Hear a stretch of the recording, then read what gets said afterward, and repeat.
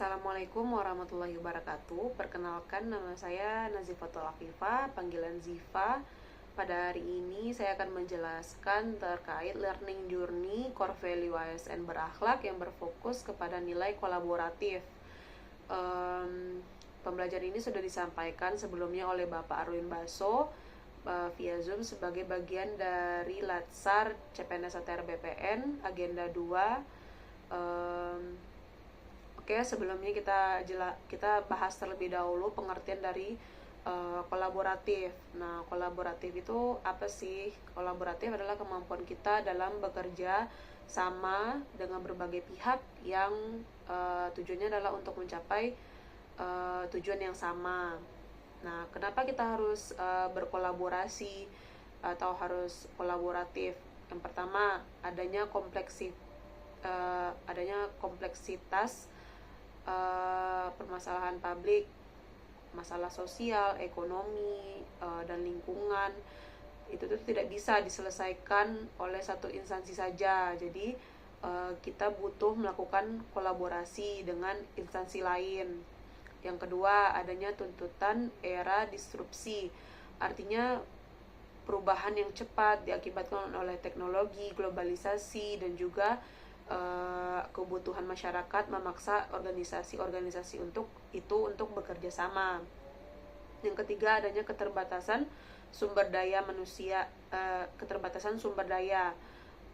instansi pemerintahan itu sering terbatas SDM-nya, kemudian anggarannya juga termasuk teknologinya juga sering terbatas, sehingga dengan adanya kolaborasi maka hal ini akan menjadi solusi dari keterbatasan tersebut. Apa beda antara kolaborasi, koordinasi, dan juga kooperasi? Koordinasi itu artinya kita menyelaraskan kegiatan, sementara kooperasi itu adalah kita saling membantu satu sama lain. Sementara kalau kolaborasi artinya adalah kita bekerja sama dengan berbagi sumber daya, resiko, dan hasil.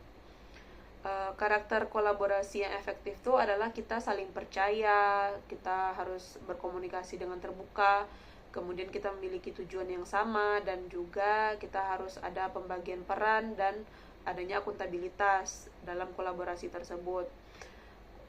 Sementara untuk kolaborasi bagi ASN itu harus mampu bekerja kolaborasi lintas instansi, lintas profesi, bahkan lintas negara untuk memenuhi pelayanan publik.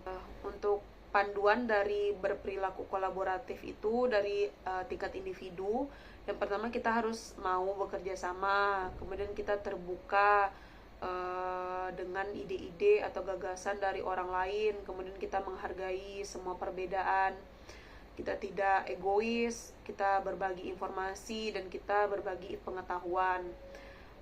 Yang kedua, dalam tingkat organisasi, strukturnya itu harus selalu fleksibel, adanya budaya kerjasama dan komunikasi antar unit kerja, kemudian kemitraan strategis dengan sektor-sektor lain seperti sektor swasta, akademisi, dan juga masyarakat.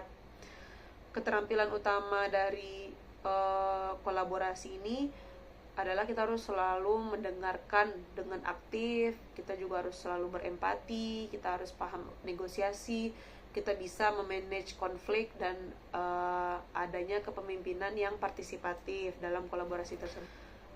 Sementara kolaboratif dalam konteks pemerintah, yang pertama ada World of Governance atau WOG, artinya adalah pendekatan secara menyeluruh. Kebijakan itu tidak parsial, semua kementerian atau lembaga itu harus saling mendukung. Kemudian kolaborasi multi helix, artinya adalah pemerintah, akademisi, dunia usaha, media, dan masyarakat itu saling bekerja sama. Kemudian yang ketiga, adanya keterlibatan publik, artinya masyarakat itu selalu dilibatkan dalam perumusan, pelaksanaan, dan evaluasi kebijakan.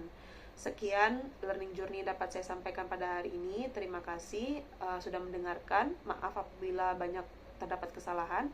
Assalamualaikum warahmatullahi wabarakatuh.